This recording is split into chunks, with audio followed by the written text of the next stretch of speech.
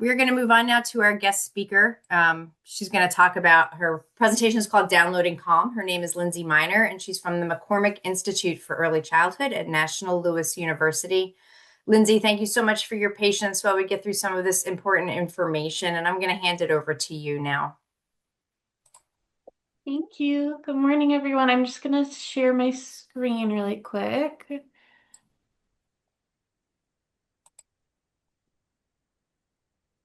Okay. So, as Cindy said, my name is Lindsay Miner. I am a report review and certification specialist at the Institute for Early Childhood at National Louis University. I Cindy and everyone will be allowed to share this presentation with you afterwards. There's a PDF version.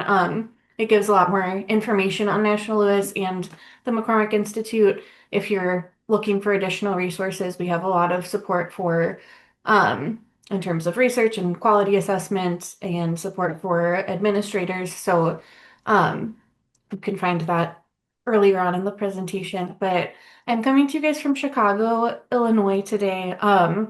And I apologize, I don't have the best work from home setup, so I have a lot of pets. If you see cats wandering in front of the screen or you hear my dog, I apologize, but hopefully they will be calm. So today's presentation is called Downloading Calm, Supporting Co-Regulation in Early Childhood Leaders, and we're going to explore the ways in which early childhood leaders and administrators can use co-regulation to support other educators in their field. We often think of this as like a something that we learn in early childhood, and it's something that we're still learning as adults, and that's incredibly important to download that calm to the adults in your center so that they're able to be a source of co-regulation for those children. So we're going to just briefly cover what co-regulation is. We're going to identify some of the common stressors in this field. We're going to discuss why it's important to find time for mindfulness, and then obviously when we find that time, this is an incredibly busy field. It's hard to find time for those things. So when can you incorporate that into your schedule at work and outside of work? And then we're going to go over a couple of mindfulness exercises that you can put into practice. And if there's time at the end, I'll be available to answer any questions. So getting started, the simple distinctions, co-regulation is done alongside someone versus self-regulation is something that you are doing independently. If we're going to get more in depth, co-regulation is a process through which individuals develop the ability to manage and soothe distressing emotions and sensations through connection with nurturing and reliable caregivers. So successful co-regulation depends on that trusted caregiver's ability to manage and soothe their own distressing emotions and sensations. So in order to develop self-regulation, you need to have successful co-regulation first. Then moving to self-regulation, once you've had that successful co-regulation, you're able to build that skill. It's the ability to identify and manage emotions, thoughts, behaviors, impulses, and choices. It's the ability to do that independently.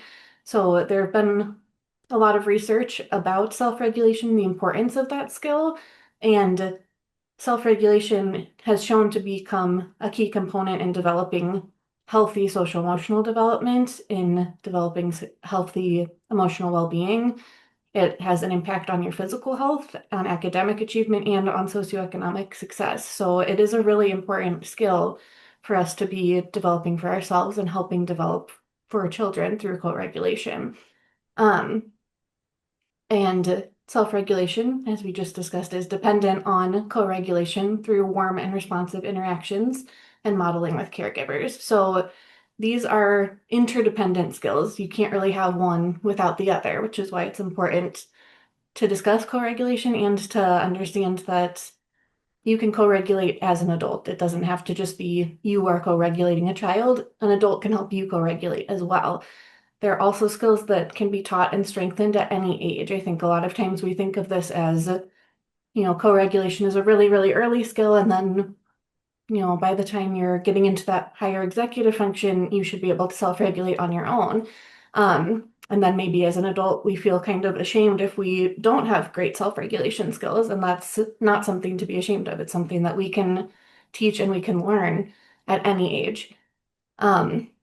And just as it can be taught and it can be learned, it can also, both of these processes can be disrupted by prolonged stress. So that's kind of what we're wanting to talk about today is what happens when those of us who are in this field where co-regulation largely depends on us, when we are experiencing prolonged stress at incredibly high rates. So just before we get fully started, in the chat, I want you to think about like 1 to 3 of the biggest stressors in your field of work, and you can just type those in, and then I'm going to look and kind of gather the most common ones. Okay, I see enrollment coming through.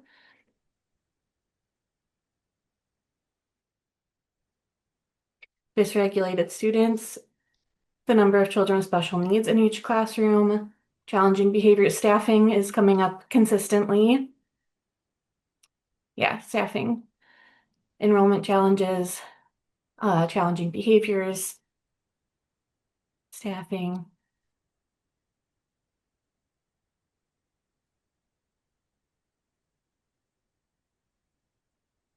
Okay.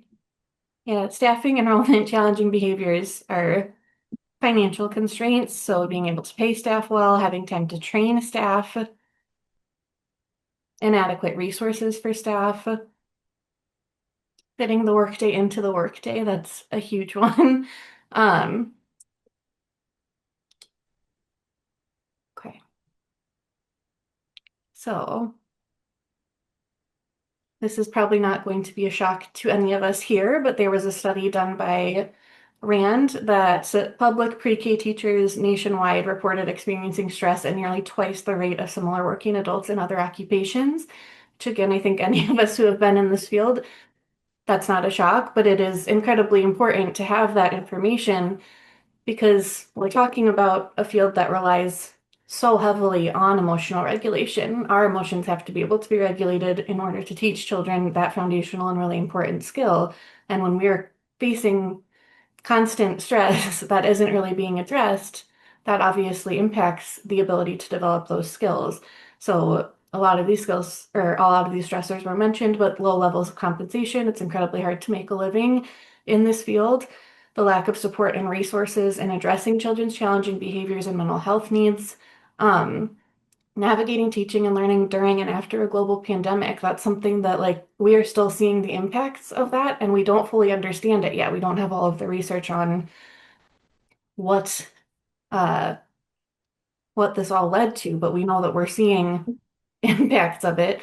There's an increased workload that requires working outside of the contracted hours. So someone mentioned that being able to leave work at work. It's incredibly hard to do that. A lot of times you're coming home and you're lesson planning, you're doing portfolios, you're thinking about how you can help in a classroom if you're a director, you're thinking about enrollment if you're a director. Staffing shortages and high rates of teacher turnover. We're seeing incredibly high rates of turnover recently, I think largely because of the stress of this field. And then compassion fatigue and burnout from the emotional labor of the job. So many of us come home and we think about that one child that we're really struggling to make an impact with, and we don't know what to do and we don't know how to do that. When I was teaching, I constantly had dreams about being trapped in nap time. So I think it's things that it never really leaves your brain. You're always thinking about what else you can be doing in the classroom, what else you can be doing as a leader.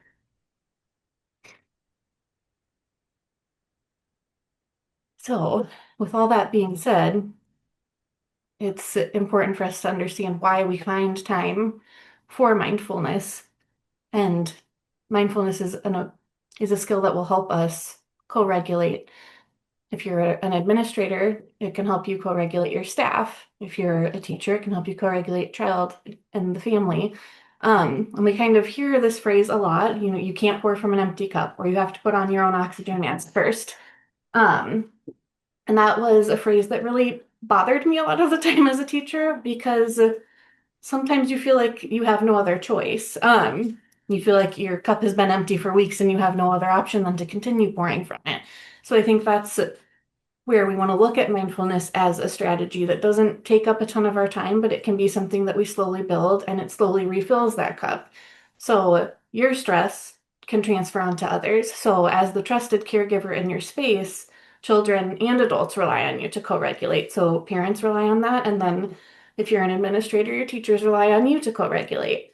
Um, and again, that first step in successful co-regulation is that those trusted caregivers or those trusted adults in our space are able to manage their own stress in a healthy way. So it's really imperative that we, as adults and leaders in that space, that we're taking that time to regulate our own emotions, to pour into ourselves so that we are able to transfer that to those people in our spaces.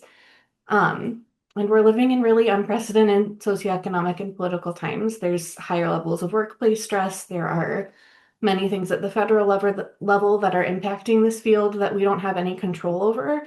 And so, in that sense, we really have to, as leaders and administrators, emerge as that source of co-regulation for staff and families that we serve. Um, there's also a lot of benefits to mindfulness. And we'll talk a little bit more about what mindfulness is in a couple of slides. I think there's a misconception about what that is, but basic benefits of that, it reduces anxiety and depression, it increases levels of empathy and compassion, it enhances emotional regulation, self-compassion, attentional awareness, and perspective taking. So mindfulness training supports attentional awareness, and that is helps us engage with the important details around us and stay present with what we're experiencing, while also helping us disengage with distracting information. There's also growing evidence that mindfulness training improves emotional regulation, and then those emotional regulation skills allow us to better model and scaffold a state of calmness and calm in times of distress for children, families, and coworkers. So it's a really important step to building that emotional regulation skill that is necessary. Mindfulness can also be used to expand our capacity for perspective taking. It helps us better understand our own emotions, intentions, and beliefs, and then that allows us to see others' emotions and beliefs more clearly, which is really important in a leadership role in early childhood where you're experiencing such a diverse range of people and needs. And self-compassion is developed through mindfulness that can help us shift from a stance of like self-criticism and judging our emotions to a state of self-care, warmth, and love. And so rather than judging ourselves, we're acknowledging what we feel in that moment, acknowledging that that's okay and that that's part of just being human. Um, the title of this training, the article that I wrote about this, Downloading Calm, comes from Dr. Becky Bailey. So she founded the Conscious Discipline Social Emotional Framework. There's a lot of great resources on that website that I recommend, but she talks about downloading Calm, and usually in that training or in that curriculum, it's about staff downloading Calm to children. But I want to acknowledge that we can download Calm at any level. So for leaders and administrators, you kind of have that trickle down effect. You're able to download Calm to your staff, then your staff can download that Calm to children and families, and then children and families can download that Calm into the community. So it's really important that at that leadership level, we understand that we have to take care of ourselves. We have to learn skills that we can develop that we can help transfer to our staff so that our staff can transfer that to our children. Um, so the big question, when we find the time, there's not a lot of time in this field for anything else. I think it's important to acknowledge mindfulness does not have to be a lifelong practice. You don't have to be an expert in it. Um, you can practice these skills in as little as 30 seconds to 5 minutes. Um, and just trying to incorporate that daily for a little bit until it becomes a habit, and then more, you have a higher ability to transfer that skill to someone else in your setting. So ideally, it would be preventative. Ideally, it would be you're practicing mindfulness as a technique before a time of day or an interaction that tends to cause you stress. So if you're waking up stressed, finding a little bit of time to practice a skill. If you get to work and immediately you feel stressed because you know what's coming, finding a couple minutes in your car to practice a skill. Or for leadership at a morning meeting, if you're having a morning meeting with staff, if you are a teacher and you're having circle time with your children, practicing one of these skills during that time can be a way to just fill your cup up a little bit extra before it starts draining. The reality is that a lot of times this is reactive, and that is okay too. I think, especially as you're learning this skill, but you can also practice mindfulness as a technique in response to a stressor, which is, again, more likely just in this field of when that's going to happen. So after you have a stressful meeting or an interaction, if you have a stressful meeting with a parent, or if you're an administrator, you have a stressful meeting with a teacher, practicing that after that. You can also practice it alongside. So if you're an administrator, you notice a staff member is really struggling, you can practice a mindfulness skill alongside that staff member. Staff members can practice them alongside children. You can practice them alongside parents. So it doesn't necessarily have to be a reaction to your stress. You can use it as you're noticing someone else is having a stressful moment. You can practice that skill alongside of them and help them co-regulate. You could also do it, before you go to bed after a stressful day. So mindfulness, I think, when I started hearing that word, I assumed it's like you're just supposed to turn your mind off. It's just supposed to, everything is supposed to go away. You're not supposed to be thinking about anything. You're supposed to just like achieve this state of calm. And that felt impossible to me because it's just my mind doesn't turn off. And that's not what it means. It really just, I loved this quote. It explains it in a really simple way. Mindfulness is simply being aware of what is happening right now without wishing it were different, enjoying the pleasant without holding on when it changes, which it will, and being with the unpleasant without fearing it will always be this way, which it won't. So it's really just a non-judgmental way of being aware of what's happening to you currently. You're just purposefully paying attention to what's happening around you, what's happening inside of you, and how you're feeling about it without judging or analyzing it, just acknowledging it. Now, what can we do to help that feeling dissipate? And this gives you some more of the benefits of mindfulness. So reducing stress, improving sleep, relieving anxiety, increasing empathy, improving self-esteem, boosting focus, reducing depression, improving awareness, increasing energy, and improving mood. So I'm going to go through a couple of practices that we can use. And I chose these ones. They're, for the most part, pretty simple. They don't have to take up a lot of time, but they can also be something that you can do independently, something that if you are a leader, you can do alongside a staff member, alongside a child, alongside a parent. So they were really more simple ones that don't take a lot of time that you can do in any of those settings. So I'm going to lead you through a couple of them. The first one, very simple one, it's just rhythmic breathing. So typically we use the count of 4. You can change that to a higher count or a lower count, depending on the situation. But really it's that you're breathing in for a certain amount of time, you're holding your breath for that same amount of time, you're breathing out for that amount of time. So we're going to breathe in and I'm going to count to 4. So take a deep breath in. 1, 2, 3, 4. Hold that breath for 1, 2, 3, 4. And breathe out for 1, 2, 3, 4. And just hold that for 1, 2, 3, 4. Breathe in again for 1, 2, 3, 4. Hold that breath for 1, 2, 3, 4. Breathe out for 1, 2, 3, 4. And hold that for 1, 2, 3, 4. So that's something you can repeat it for a few rounds. That's something that just if you're noticing that you're getting really stressed out, taking that moment to do that for a few rounds. You can do it independently.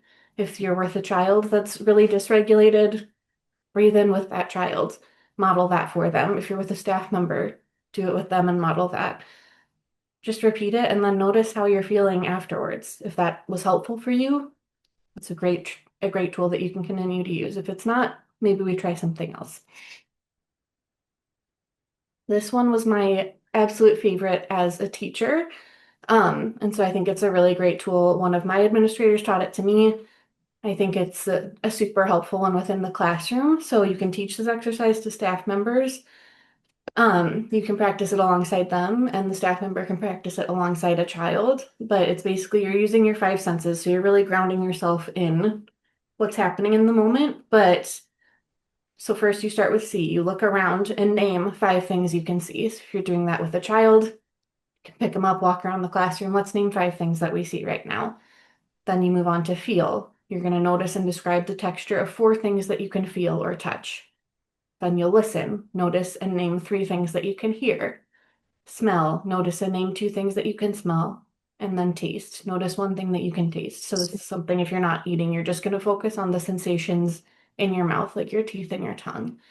And that's something that it allows you to feel everything in your body. You're focusing on your five senses, but you're also taking in just grounding what's happening in the room and kind of takes you out of that incredibly stressful moment. If you work with infants and they're not verbal yet, you can just model alongside them, pick them up, narrate what you're doing. Mhm.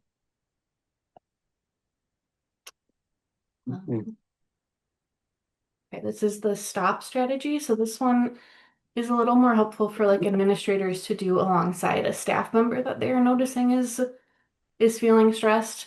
So if you walk into the classroom, you notice that a teacher is really overwhelmed. Have them just stop.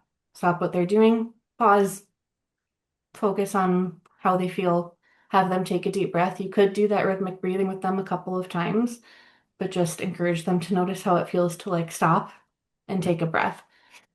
Then you observe. So encourage staff members to acknowledge the emotions and the physical responses that they're feeling, whether or not they're positive or negative.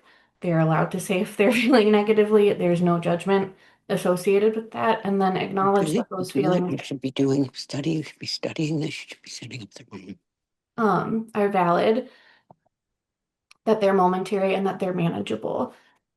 And then you'll Who's in proceed. So there? give staff members the space to think about how they want to respond and proceed. So process that alongside of them. If they need to take a break and gather themselves, then maybe you can provide that assistance in the classroom, or if you have a floater teacher, have that floater teacher come in and let them have that moment. If they want to just continue working, maybe you then do a five senses exercise alongside them, but give them that moment to think about how they want to respond. I think this one is important because when you're in the classroom, you don't feel like you have time to stop and think a lot of the time. It's like, well, I have to keep going so that everything stays in order and nothing falls apart. And I think it's important as an administrator to show that you can stop and take a breath and things won't fall apart and that you're there to support them through it. And then the last one we're going to do is progressive muscle relaxation. So I'm just going to read through this script and have you try it with me. Again, these will be provided in the PDF that can be sent to you, but there's a script that goes along with it, and there's also a video where someone else leads it. So that's something for like older children too. You could do that at circle time. You can do this with them. Um, you could do it when you wake up in the morning to just notice how you're feeling during the day. Typically, it helps if you're just sitting and putting both feet on the floor. So I'm going to have you start with that.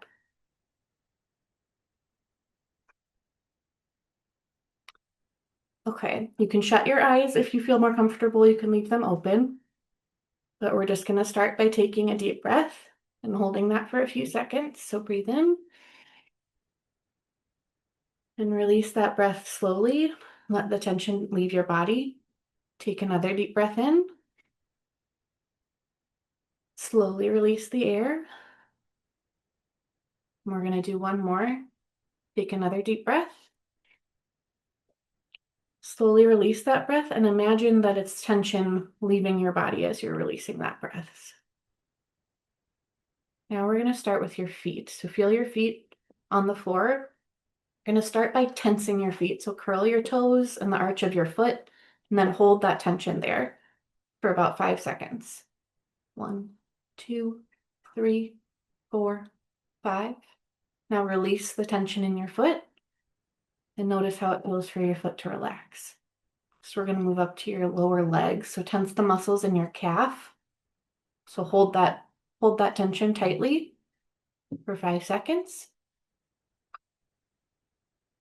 Then you'll release the tension from your lower legs. Again, notice how it feels for that muscle to relax. Next, you're going to move up to your upper legs. So tightly squeeze you can squeeze your thighs together. Make sure you're just feeling tension in that upper leg. You're going to hold that for 5 seconds. 3, 4, 5. Then you can release, feel the tension leave those muscles. And move to your stomach and chest. So you can do that by sucking your stomach in and holding that for 5 seconds. Then release. Notice how that feels to relax. Next, you're going to tense the muscles in your back. So bring your shoulders together behind you and tense that for 5 seconds.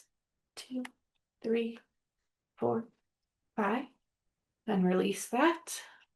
Feel the tension leaving that part of your body. And then you're going to tense your arms. So all the way from your hands to your shoulders, you can ball your hands in a fist and kind of tense your shoulders up for 5 seconds. Then release. Notice how that feels to relax. And we're going to do this through your whole body. So just tense up your entire body. Roll your toes, squeeze your legs together, tense up your whole body. We're going to hold it for 5 seconds. 1, 2, 3, 4, 5. Then release. Just notice how it feels for your body to have relaxed all of that tension. That's something, that one takes a little bit longer, but something I like to do like in the morning when I wake up. So sometimes you notice that like your body's already really tense in certain places. Just helps you focus on your own, grounding your own body and relaxing each muscle group. And it's a really great one to do with like older student. It might, like toddlers probably won't fully grasp this yet, but preschoolers, if you're doing circle time, you can do that alongside them. Or if you are an administrator and you're leading a staff meeting, it's something that you can start with of just having everyone relax their body and move into the next topic. So 0 to 3 has a ton of resources on their websites for like different mindfulness practices. These are just for the purpose of the time today for ones that I think I've noticed work well in classrooms and they work well at different levels, like learning that independently and then being able to transfer that to your staff. Yeah, that's about all I have. Do you have any questions?